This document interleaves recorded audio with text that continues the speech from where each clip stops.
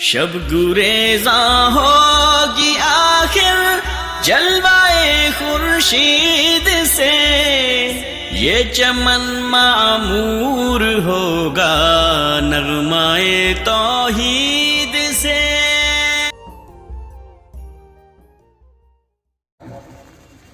جیسے انسان بچپن میں ضدی ہوتا ہے، بڑھاپے میں بھی ضدی ہوتا ہے۔ بچپن میں اس کی یادداشت کمزور ہوتی ہے، چیزوں کو بڑی مشکل سے کیچ کرتا ہے، بڑھاپے میں بھی اس کا ذہن صحیح طریقے سے کام نہیں کرتا ہے، کہ ایک چیز کو بار بار پوچھتا ہے۔ اگر آپ کے ماں باپ بوڑھے ہو گئے، ہو سکتا ہے ان کی کچھ باتیں آپ کو بری بھی لگیں، ہو سکتا ہے، ممکن ہے، پاسبل ہے کہ کچھ وہ ایسی باتیں بھی کریں جو آپ کو ناگوار گزریں، بلا وجہ کی باتیں بھی ان کی زبان سے نکلیں، مگر آپ کو یہ سوچ کر کے صبر کر لینا ہے کہ جب میں چھوٹا تھا، جب میں بچہ تھا، میں نے بھی بہت اپنے ماں باپ کو ستایا اور تکلیف دی ہے، میرے ماں باپ نے صبر کیا، اور آج میں اگر جوان ہوں اور میرے ماں باپ بوڑھے ہیں تو میرا فرض ہے کہ میں ان کے ساتھ اچھا سلوک کروں، اس بڑھاپے میں ان کو تکلیف نہ پہنچے۔ قرآن کا 15واں پارہ اٹھائیے۔ وَقَضَىٰ رَبُّكَ أَلَّا تَعْبُدُوا إِلَّا إِيَّاهُ وَبِالْوَالِدَيْنِ إِحْسَانًا۔ آپ کے پروردگار کا حکم ہے کہ اللہ کے علاوہ کسی اور کی عبادت نہ کرنا اور اپنے ماں باپ کے ساتھ اچھا سلوک کرتے رہنا۔ إِمَّا يَبْلُغَنَّ عِندَكَ الْكِبَرَ أَحَدُهُمَا أَوْ كِلَاهُمَا فَلَا تَقُل لَّهُمَا أُفٍّ۔ اگر تمہارے ماں باپ میں سے کوئی ایک بوڑھا ہو جائے یا دونوں بوڑھے ہو جائیں، کوئی ایک اگر بوڑھا ہے تو وہ تو زیادہ بیچارہ پریشان رہے گا، کیونکہ جب دونوں بوڑھے ہوتے ہیں تو بوڑھا بوڑھی ایک دوسرے کے ساتھ اپنا سکھ دکھ بانٹ لیتے ہیں، لیکن ماں چلی گئی، باپ بچا، باپ چلا گیا، ماں بچی، تو اس بوڑھا یا بوڑھی کے پاس تو کوئی ایسا بھی نہیں ہے جس کے ساتھ وہ اپنا درد شیئر کر سکے، اپنا غم بیان کر سکے۔ اللہ نے فرمایا اِمَّا يَبْلُغَنَّ عِندَكَ الْكِبَرَ أَحَدُهُمَا، اگر کوئی ایک بوڑھا ہو گیا یا دونوں بوڑھے ہو گئے اور تم کو مل گئے بڑھاپے کی حالت میں، تو اللہ فرماتا ہے فَلَا تَقُل لَّهُمَا أُفٍّ، تم ان کو اف بھی نہ کہنا، ان کو زبان سے ہلکی تکلیف بھی نہ پہنچانا، وَلَا تَنْهَرْهُمَا، اور کبھی ڈانٹ کر کے جھڑک کر کے ان سے بات نہ کرنا، وَقُل لَّهُمَا قَوْلًا كَرِيمًا، ان کے ساتھ ہمیشہ ادب سے بات کرنا۔ اور اتنا ہی نہیں، آگے کیا فرمایا؟ وَاخْفِضْ لَهُمَا جَنَاحَ الذُّلِّ مِنَ الرَّحْمَةِ، اپنے ماں باپ کے سامنے عاجز بن جانا، جھک جانا، اپنے ماں باپ کے سامنے تکبر نہ کرنا، گھمنڈ نہ کرنا۔ تم IAS آفیسر بن گئے، تم IPS آفیسر بن گئے، تم جج بن گئے، تم وکیل بن گئے، تب بھی اپنی ماں کے پاس جب بیٹھنا تو ادب سے بیٹھنا، اپنے باپ کے سامنے بیٹھنا تو ادب سے بیٹھنا۔ وَاخْفِضْ لَهُمَا جناح الذل من الرحمہ، اپنے ماں باپ کے لیے اپنی رحمت کے بازوؤں کو بچھا دینا۔ وَقُلْ رَبِّ ارْحَمْهُمَا كَمَا رَبَّيَانِي صَغِيرًا، اور یہ دعا کرتے رہنا کہ اے میرے پروردگار میرے ماں باپ پر رحم فرما جس طرح بچپن میں انہوں نے مجھے پالا ہے۔ یہ دعا پڑھتے رہنا اپنے ماں باپ کی۔ آج سماج میں کتنے لوگ ہیں جن کی وجہ سے ان کی ماں کی آنکھوں میں آنسو آتے ہیں، جن کی وجہ سے ان کا باپ راتوں کو روتا ہے۔ میرے بھائیوں، اپنی ماں باپ کی آنکھوں میں کبھی آنسو مت لائیں۔ اگر آپ نے اپنے ماں باپ کو رلایا ہوگا، اپنے ماں باپ کو ستایا ہوگا، اپنے ماں باپ کو دکھ دیا ہوگا، اس کی جو سزا آخرت میں ملے گی، دنیا میں بھی اس کی سزا آپ کو مل جائے گی۔ اللہ کے نبی فرماتے ہیں اثنان یعجلہم اللہ فی الدنیا، دو گناہ ایسے ہیں جن کی سزا اللہ تعالیٰ دنیا ہی میں دے دیتا ہے، البغی وعقوق الوالدین، ظلم کی سزا بھی دنیا میں مل جاتی ہے، اور ماں باپ کے ساتھ اگر کوئی بدسلوکی کرتا ہے، ماں باپ کا رشتہ اگر توڑ لیتا ہے، ماں باپ کے ساتھ اگر بدتمیزی کرتا ہے، اس کی سزا بھی وہ دنیا میں دیکھ لیتا ہے۔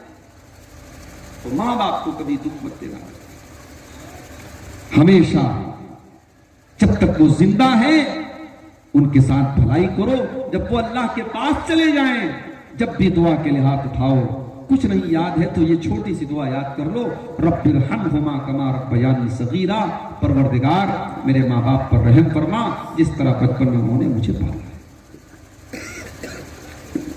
ہم نے اللہ سے یہ کہا کہ اے اللہ جس طریقے سے انہوں نے مجھے پالا ہے مجھے تو عمل کرنے کی توفیق دے، ایسا ہم نے نہیں کہا۔ ہم نے کہا اے اللہ جیسے انہوں نے مجھے پالا ہے تو رحم فرما، میری اوقات نہیں ہے کہ میں ان کا بدلہ چکا دوں، میری حیثیت نہیں ہے کہ میں ان کے احسانات کا بدلہ چکا دوں، اے اللہ میں تیرے اوپر چھوڑتا ہوں، رب ارحمہما کما ربیانی صغیرا، پروردگار جس طریقے سے انہوں نے مجھے پالا ہے تو ان کے اوپر ان کا حق ادا نہیں کر سکتے۔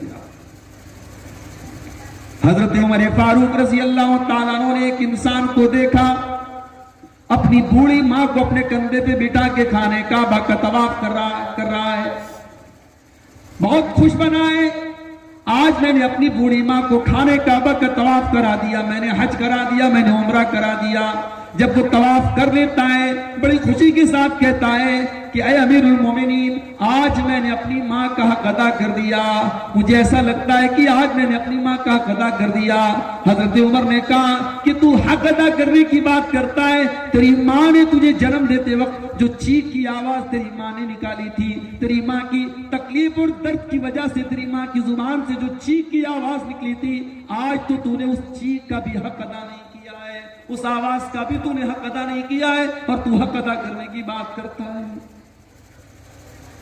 کچھ قرض ایسے ہیں میرے بھائی میں جو چکائے نہیں جا سکتے، انہی میں سے ایک دودھ کا قرض ہے جو آپ چکا نہیں سکتے۔ ماں باپ دنیا کی بڑی عظیم نعمت ہے، اللہ نے اپنے حق کے فوراً بعد ماں باپ کا ذکر کیا، اس کے بعد فرمایا وَبِذِي الْقُرْبَى، رشتہ داروں کے ساتھ بھی تم اچھا سلوک کرنا، جو تمہارا بھائی ہے، جو چاچا ہے، جو دادا ہے، جو تایا ہے، جو تمہارے رشتہ دار ہیں، یہ رشتے تم نے نہیں بنائے، یہ ہم نے بنائے ہیں۔ رشتہ داروں کا حق ادا کرتے رہنا۔ اللہ نے آپ کو دولت دی ہے، پیسہ دیا ہے، آپ زکوٰۃ نکال رہے ہیں، صدقہ خیرات کر رہے ہیں، آپ کے خاندان میں آپ کے رشتہ داروں میں کوئی ضرورت مند ہے، کوئی غریب ہے، کوئی محتاج ہے، آپ سب سے پہلے اس کو ترجیح دیجئے، سب سے پہلے اپنے غریب رشتہ دار کو زکوٰۃ دیجئے، سب سے پہلے اپنے غریب رشتہ دار کو صدقہ دیجئے، سب سے پہلے اپنے غریب رشتہ دار کی مدد کیجئے۔ حق ہے اس کا، احسان نہیں کر رہے، کبھی مت سمجھو کہ ہم احسان کر رہے ہیں۔ وَآتِ ذَا الْقُرْبَى حَقَّهُ وَالْمِسْكِينَ، اللہ نے فرمایا رشتہ دار کو اس کا حق دو، غریب کو اس کا حق دو، پردیسی کو اس کا حق دو، وَلَا تُبَذِّرْ تَبْذِيرًا، اور حرام اور ناجائز جگہوں پر اپنا مال خرچ نہ کرو، فضول خرچی نہ کرو۔ إِنَّ الْمُبَذِّرِينَ كَانُوا إِخْوَانَ الشَّيَاطِينَ، بے شک فضول خرچی کرنے والے شیطانوں کے بھائی ہیں۔ رشتہ دار کا بھی بہت بڑا حق ہے۔ صحیح بخاری اور صحیح مسلم کی روایت ہے، اللہ کے پیارے نبی فرماتے ہیں کہ جب اللہ تعالیٰ نے ساری مخلوقات کو پیدا کیا، ساری کائنات کو پیدا کیا، تو رشتہ کھڑا ہو گیا، رشتہ کھڑا ہو گیا، اور اس نے اللہ تعالیٰ کی پناہ لے لی اور کہنے لگا، رشتہ کہنے لگا ھذا مقام العائذ بک من القطیع، اے اللہ دنیا میں اگر کسی نے رشتہ توڑ لیا اور کاٹ لیا، اے اللہ وہ کہاں، جس کا رشتہ توڑ دیا جائے وہ کہاں پناہ لے گا؟ اے اللہ وہ تیری پناہ لے گا جہاں میں نے آ کر کے پناہ لی ہے۔ تو اللہ تعالیٰ رشتے سے کہتا ہے، رحم سے کہتا ہے اما ترضین ان اصل من وصلکی واقطع من قطعکی، اے رشتہ داری، اے رشتہ، کیا تو اس بات پر راضی نہیں ہے، کیا تو اس بات پر خوش نہیں ہے کہ جو تجھ کو جوڑے گا، جو رشتے کو جوڑے گا میں اس کو جوڑوں گا، جو رشتے کو توڑے گا میں اس کو توڑوں گا۔ یہ اللہ کا اعلان ہے، جو رشتے کو جوڑے گا اللہ اسے جوڑے گا، اور جو رشتے کو توڑے گا اللہ اسے توڑے گا۔ لا يدخل الجنت قاطع، اللہ کے نبی فرماتے ہیں کہ رشتے داری کو توڑنے والا، کاٹنے والا جنت میں نہیں جائے گا۔ آج عدالتوں اور کچہریوں میں سب سے زیادہ آپ کو مسلمانوں کے مقدمے، بھائی بھائی کے خلاف مقدمہ کر رہا ہے، باپ بیٹے کے خلاف مقدمہ کر رہا ہے، بھائی بہن کے خلاف مقدمہ کر رہا ہے۔ آج سب سے زیادہ مقدمے بازی ہماری اور آپ کے سماج میں۔ رشتے بڑی اہمیت رکھتے ہیں میرے بھائی. یہ رشتے ہم نے نہیں بنائے، اللہ نے بنائے. اسی لیے اسلام کی تعلیم ہے لا یحل لمسلم ان یہجر اخاہ فوق ثلاث. رشتہ توڑنا تو بہت دور کی بات ہے، 3 دن سے زیادہ آپ کسی مسلمان بھائی کے ساتھ قطع تعلقی نہیں کر سکتے، بات چیت بند نہیں کر سکتے. ہمارے یہاں تو باقاعدہ وصیت کی جاتی ہے، مرنے کے پہلے باپ کہہ کے جاتا ہے کہ میں نے زندگی بھر فلاں لوگوں سے رشتہ نہیں رکھا، میرے مرنے کے بعد بھی تم لوگ مت رکھنا. اور بڑے فخر سے بیٹے کہتے ہیں کہ ہم نے تو اپنے باپ کے طریقے پر ہم چل رہے ہیں، ہم ان لوگوں سے رشتہ نہیں رکھتے. یاد رکھو، اسلام کا ایک اصول یاد رکھو، ناجائز وصیت پر عمل نہیں کیا جائے. اگر باپ نے وصیت کر بھی دی کہ تم میرے بھائیوں کے ساتھ رشتہ مت رکھو، میری بہن کے ساتھ رشتہ مت رکھو، تو یہ ناجائز وصیت ہے. ناجائز وصیت پر آپ کو عمل نہیں کرنا ہے. اللہ کے رسول کی حدیث ہے لا طاعت لمخلوق فی معصیت الخالق. اللہ کو ناراض کر کے کسی مخلوق کی فرما برداری نہیں کی جائے. تو اللہ نے رشتہ داروں کا ذکر کیا. اور آگے بڑھیے والیتاما، اور پھر فرمایا کہ یتیموں کے ساتھ تم اچھا سلوک کرو. یتیم کس کو کہتے ہیں؟ جس کا باپ دنیا سے چلا جائے. باپ جو ہوتا ہے نا بہت بڑا پیڑ ہوتا ہے زندگی کا. جس کا باپ چلا جائے سمجھو اس کی زندگی سے پیڑ کٹ گیا، زمانے کی دھوپ سے بچانے والی چھاؤں چلی گئی. اللہ ہم میں سے جتنے لوگوں کے والدین زندہ ہیں ان کا سایہ برقرار رکھے ان کے اوپر. اپنے ماں باپ کی قدر کرو میرے بھائی. یتیم کا حق اسی لیے اسلام کے اندر بہت بتایا گیا کیونکہ یتیم بے سہارا. والیتاما، یتیموں کے ساتھ تم اچھا سلوک کرو. یتیم کا حق نہیں مارنا ہے، یتیم کا مال نہیں کھانا ہے. ہو سکے تو کسی یتیم کی پرورش کر لو، ہو سکے تو کسی یتیم کا ہاتھ پکڑ کے سنبھال لو.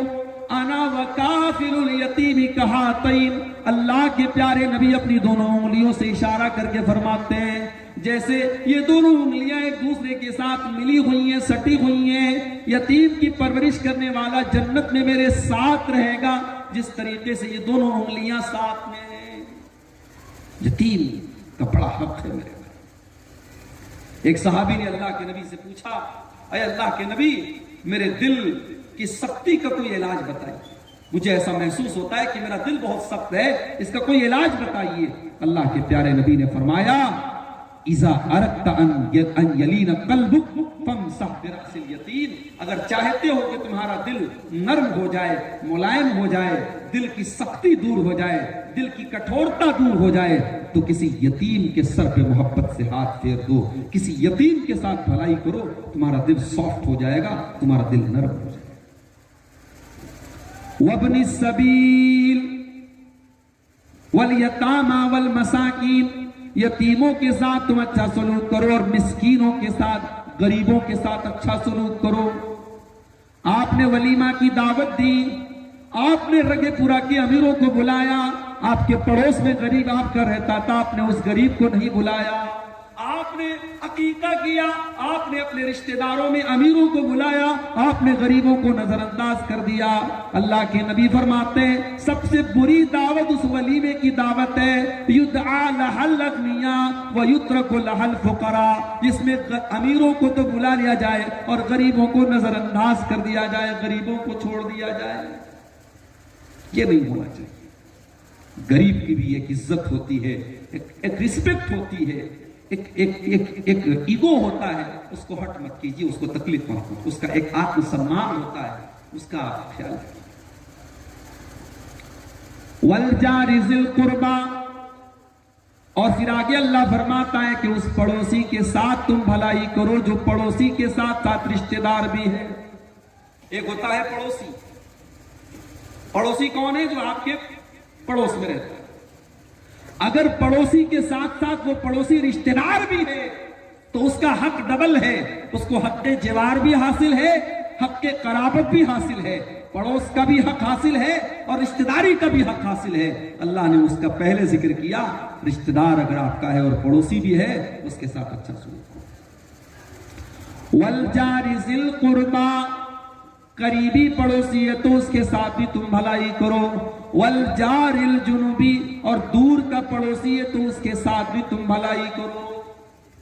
اب دور کا پڑوسی مطلب رشتہ نہیں ہے اس کے ساتھ، تمہارے مذہب کا بھی نہیں ہے، تم مسلمان ہو غیر مسلم، تمہاری برادری کا بھی نہیں ہے، تمہارے مذہب کا بھی نہیں ہے، لیکن اگر پڑوسی ہے تو اس کا بھی حق ہے آپ کے گھر میں بہترین کھانا بنے اور آپ کا پڑوسی بھوکا رہے۔ یہ اسلام کی تعلیم۔ اللہ کے نبی فرماتے اذا طبخت مرقۃ فاکثر ماءها، جب سالن بنایا کرو اور تمہارے پڑوس میں کھانا نہیں پکائے تو سالن میں پانی بڑھا دیا کرو تاکہ پڑوسیوں کو بھی سالن نصیب ہو جائے۔ اللہ اکبر، یہ اسلام کی تعلیم ہے۔ اسلام خود غرضوں کا دین نہیں ہے میرے بھائی، اسلام سوارتھی لوگوں کا دین نہیں ہے، اسلام سیلفش لوگوں کا دین نہیں ہے۔ اسلام کی یہ تعلیم ہے آپ کے گھر میں اگر اچھا کھانا بن رہا ہے اور آپ کا پڑوسی اگر بھوکا اور پیاسا ہے تو یہ مسلمان کا حق نہیں ہو سکتا، یہ مسلمان کا حق نہیں ہو سکتا۔ آپ بہت نمازی ہیں، مسجدوں میں آگے آگے چندہ دیتے ہیں، مدرسوں میں بہت آگے آگے رہتے ہیں، جلسہ جلوس میں بہت آگے آگے رہتے ہیں، لیکن اگر آپ کا پڑوسی آپ سے پریشان ہے، اللہ کے نبی فرماتے ہیں والذی نفسی بیدہ، اس اللہ کی قسم جس کے ہاتھ میں میری جان ہے، لا یؤمن من لا یامن جارہ بوائقہ، جس کا پڑوسی اس کی تکلیف اور ایذا سے محفوظ نہ رہے وہ مومن نہیں ہو سکتا۔ پڑوسی کو اگر آپ تکلیف پہنچا رہے آپ مومن نہیں ہیں، کتنی بڑی بات۔ اللہ کے پیارے نبی فرماتے ہیں ما زال جبریل یوصینی بالجاری، حضرت جبریل علیہ السلام نے پڑوسی کے بارے میں اتنا حق بتایا، اتنا حق بتایا، اتنا حق بتایا، حتی ظننت انہ سیورثہ، مجھے ایسا لگا کہ کہیں پڑوسی بھی جائیداد کا وارث نہ بن جائے، کہیں پڑوسی بھی پراپرٹی کا وارث نہ بن جائے، اتنا حق بیان کیا جبریل علیہ السلام نے۔ پڑوس کا بھی بہت بڑا حق ہے، اللہ نے پڑوسی کی بھی دو قسم بیان کی، قریب کا پڑوسی ہے تب بھی، دور کا پڑوسی ہے تب بھی۔ والصاحب بالجنب، اور آپ کے ساتھ سفر کرنے والا ہم سفر بھی، اس کے ساتھ آپ اچھا سلوک کریں، چاہے ٹرین کا سفر ہے، فلائٹ کا سفر ہے، بس کا سفر ہے، ٹیکسی کا سفر ہے، رکشے کا سفر ہے، آپ کے ساتھ جو سفر کر رہا ہے، آپ کے پہلو میں جو بیٹھا ہوا ہے، اس انسان کا بھی آپ کے اوپر حق ہے، اس کو تکلیف نہ پہنچانا، اس کو دکھ نہ دینا، اس کا خیال کرنا۔ اللہ، سفر کا ساتھی، اس کے ساتھ بھی آپ کو اچھا سلوک کرنا۔ وابن السبیل، اور پردیسی ہے، کوئی مسافر ہے، اپنے گھر سے وہ نکلا تھا پردیس میں، اس کو بیچارہ لٹ گیا پٹ گیا ضرورت مند ہو گیا، تمہیں اس کے ساتھ بھی اچھا سلوک کرنا ہے۔ وَمَا مَلَكَتْ أَيْمَانُكُمْ، اور اپنے غلاموں اور لونڈیوں کے ساتھ بھی تمہیں اچھا سلوک کرنا ہے۔ یہ سورہ نساء کی 36 نمبر کی آیت کا ترجمہ کرو۔ اللہ نے اپنا حق ایک بار بیان کیا اور بندوں کے حق کو ڈیٹیل کے ساتھ بیان کیا۔ ماں باپ کے ساتھ اچھا سلوک کرو، رشتہ داروں کے ساتھ اچھا سلوک کرو، یتیم کے ساتھ کرو، غریبوں کے ساتھ کرو، پڑوسیوں کے ساتھ کرو، اور اسی طریقے سے پردیسی کے ساتھ کرو اور غلاموں اور لونڈیوں کے ساتھ کرو۔ اللہ نے سب کے حقوق بیان کیے اور آخر میں کیا فرمایا؟ ان اللہ لا يحب من کان مختالا فخورا، اللہ تعالیٰ گھمنڈی لوگوں کو، تکبر کرنے والوں کو، اہنکار کرنے والوں کو، غرور کرنے والوں کو پسند نہیں کرتا۔ اس کا مطلب یہ ہوا کہ حقوق العباد میں کوتاہی وہی انسان کرتا ہے جو تکبر کرتا ہو۔ تکبر اور گھمنڈ ایک ایسی چیز ہے جس کی وجہ سے انسان اپنے رشتہ داروں کو بھول جاتا ہے، اپنے ماں باپ کو بھول جاتا ہے، اپنے پڑوسیوں کو بھول جاتا ہے۔ اس لیے سب سے پہلے اللہ نے تکبر کا ذکر کیا کہ تکبر کرنے والے کو اللہ پسند نہیں کرتا۔ حقوق العباد کا معاملہ بہت خطرناک ہے، برباد ہو جائیں گے ہمارے روزے اور ہماری نمازیں، ہماری راتوں کی تہجد برباد ہو جائے گی اگر ہم نے حقوق العباد کے معاملے میں لاپرواہی کی۔ اللہ کے پیارے نبی صحابہ سے سوال کرتے ہیں، صحیح مسلم کی روایت ہے، اتدرون ما المفلس، اے میرے صحابہ یہ بتاؤ کہ مفلس کون ہے، غریب کون ہے؟ صحابہ کہتے ہیں المفلس فینا من لا درہم ولا متاع لہ، اے اللہ کی نبی غریب انسان وہ ہے جس کے پاس روپیہ پیسہ نہ ہو، دولت نہ ہو، دھن دولت نہ ہو۔ آپ نے فرمایا میری امت کا غریب انسان وہ ہوگا جو قیامت کے دن آئے گا، بہت ساری نیکیاں لے کر کے آئے گا، روزہ نماز لے کر کے آئے گا، حج اور زکوٰۃ لے کر کے آئے گا، وَيَأْتِي قَدْ شَتَمَ هَذَا وَأَكَلَ مَالَ هَذَا وَضَرَبَ هَذَا وَقَذَفَ هَذَا، کسی کو مارا ہوگا، کسی کو گالی دی ہوگی، کسی کا مال لوٹا ہوگا، کسی کی عزت و آبرو پر حملہ کیا ہوگا، لوگوں کا حق اس نے مارا ہوگا، فَيُؤْتَى مِنْ حَسَنَاتِهِ، اس کی نیکیوں کو اللہ تعالیٰ ان لوگوں کو بانٹ دے گا جن کا اس نے حق مارا ہوگا، جن کو اس نے مارا پیٹا ہوگا، جن کے ساتھ اس نے ظلم و زیادتی کی ہوگی، ان کو نیکیاں اس کی دے دی جائیں گی۔ روزہ دے دیا گیا، نمازیں دے دی گئی، زکوٰۃ دے دی گئی، حج دے دیا گیا، عبادتیں اس کی ختم ہو گئی۔ پھر آگے ذرا الفاظ سنو حدیث ہے، اللہ کے نبی فرماتے ہیں اگر نیکیاں ختم ہو جائیں گی اور اس کے بعد بھی کچھ لوگ ایسے بچے ہیں جن کا اس نے دنیا میں حق مارا تھا، جن کے ساتھ اس نے غلط سلوک کیا تھا، فَيُتْرَهُ سَيِّئَاتُهُمْ، ان کے گناہوں کو، ان کی نافرمانیوں کو اس انسان کے اوپر لاد دیا جائے گا، فَطُرِحَ فِي النَّارِ، اور پھر اس کو جہنم کے اندر پھینک دیا جائے گا۔ یہ انجام ہونے والا ہے لوگوں کا حق مارنے والوں کا، اپنی بہن بیٹیوں کا حق مارنے والوں۔ آپ کے ماتھے کے سجدے کے نشان آپ کو نہیں بچا پائیں گے، آپ کے لاکھوں روپیہ خرچ کر کے کیا گیا حج آپ کو نہیں بچا پائے گا، آپ کو اللہ کے جواب دینا پڑے گا آپ نے بیٹی کا حق کیوں مارا۔ ہم کیا جواب دیں گے؟ ہم کہیں گے اللہ ہم نے بیٹی کو جہیز دے دیا تھا، بیٹی کے جہیز پر بڑا پیسہ خرچ کر دیا تھا، اب اس کے بعد ہم کیا دیتے؟ یہ جواب دیں گے اللہ؟ آج کتنے لوگ ہیں ان کے یہاں یہ کانسیپٹ ہے کہ صاحب بیٹی نے حق معاف کر دیا، بہن نے حق معاف کر دیا۔